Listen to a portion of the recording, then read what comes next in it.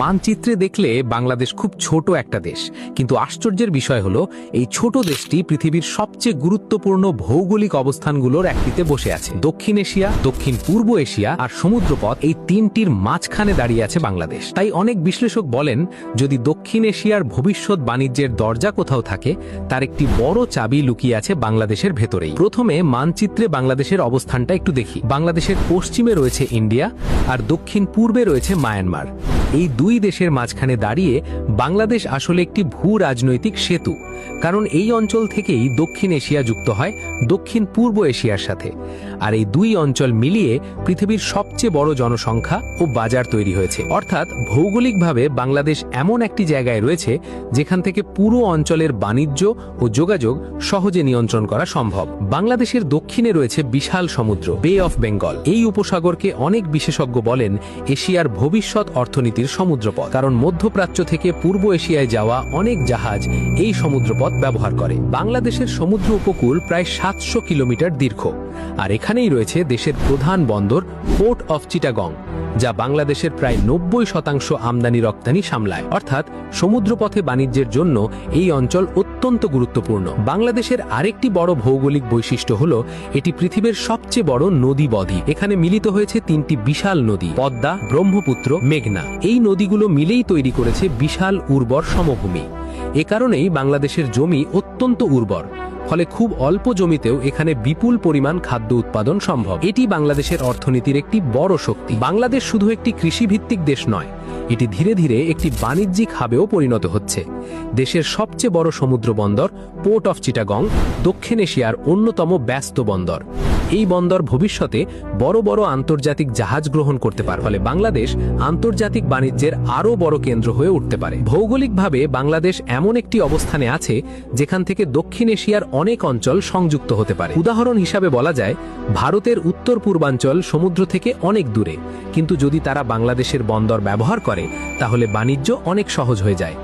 এই কারণে বাংলাদেশকে অনেক সময় বলা হয় আঞ্চলিক ট্রানজিট হাব। বর্তমানে বিশ্বের অনেক বড় শক্তি আমেরিকা, চায়না এবং ইন্ডিয়া বঙ্গোপসাগর অঞ্চলে আগ্রহ দেখাচ্ছে, কারণ এই অঞ্চল ভবিষ্যতের বাণিজ্য ও জ্বালানি রুটের জন্য গুরুত্বপূর্ণ। আর সেই গুরুত্বপূর্ণ অঞ্চলের মাঝখানেই রয়েছে বাংলাদেশ। মানচিত্রে যদি একটু দক্ষিণে তাকান, দেখবেন বাংলাদেশের কাছেই রয়েছে বিশ্বের অন্যতম ব্যস্ত সমুদ্র অঞ্চল। ইন্ডিয়ান ওশান থেকে শুরু করে বে অফ বেঙ্গল হয়ে পূর্ব এশিয়ার দিকে যায় অসংখ্য বাণিজ্যিক জাহাজ। বিশ্বের বড় অংশের তেল, গ্যাস এবং পণ্য এই সমুদ্র পথ দিয়েই চলাচল করে, আর সেই পথের একেবারে কাছেই রয়েছে বাংলাদেশ। বাংলাদেশের দক্ষিণ পশ্চিমে রয়েছে বিশ্বের বৃহত্তম ম্যানগ্রোভ বন, সুন্দরবন। এই বন শুধু প্রাকৃতিক সৌন্দর্যের জন্য গুরুত্বপূর্ণ নয়, ঘূর্ণিঝড় ও জলোচ্ছ্বাস থেকে উপকূলকে রক্ষা করতেও এই বন বিশাল ভূমিকা রাখে। এক অর্থে এটি বাংলাদেশের প্রাকৃতিক ঢাল। ভৌগোলিক গুরুত্ব শুধু অবস্থান দিয়ে তৈরি হয় না, মানুষও বড় একটি শক্তি। বাংলাদেশ পৃথিবীর সবচেয়ে ঘনবসতিপূর্ণ দেশগুলোর একটি, কিন্তু এই জনসংখ্যাই এখন পরিণত হচ্ছে একটি বড় শ্রমশক্তিতে। বিশেষ করে তৈরি পোশাক শিল্পে বাংলাদেশ এখন বিশ্বের অন্যতম বড় রপ্তানিকারক দেশ। বাংলাদেশের অর্থনীতিতে কয়েকটি অঞ্চল বিশেষভাবে গুরুত্বপূর্ণ, যেমন ঢাকা, দেশের অর্থনৈতিক ও প্রশাসনিক কেন্দ্র, চিটাগং, বন্দর ও শিল্প কেন্দ্র, ময়মনসিংহ ও আশেপাশের অঞ্চলে ধান ও ফসল উৎপাদন ভালো হয়।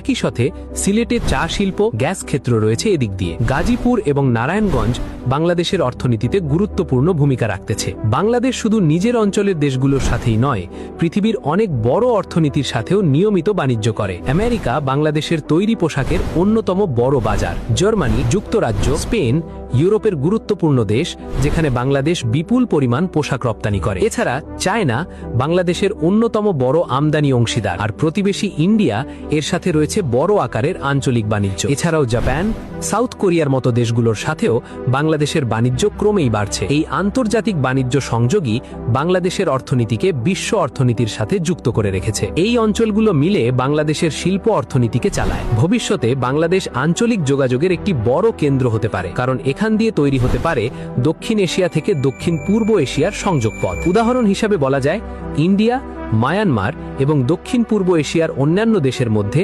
যোগাযোগ সহজ করতে পারে বাংলাদেশ। নদী ভিত্তিক পরিবহন বাংলাদেশে রয়েছে বিশাল নদী নেটওয়ার্ক। দেশ জুড়ে হাজার হাজার কিলোমিটার নদীপথ রয়েছে, যা অভ্যন্তরীণ পরিবহনের একটি বড় মাধ্যম।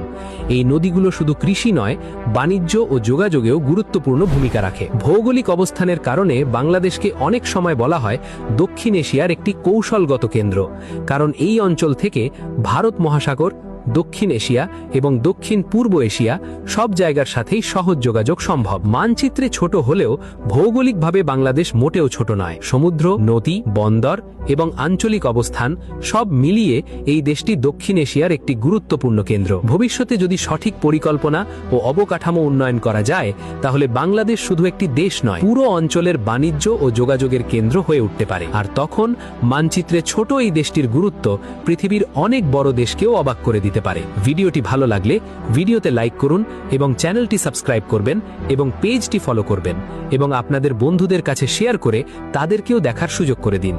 পরবর্তী কোনো ভিডিওতে দেখা হবে। আল্লাহ হাফেজ।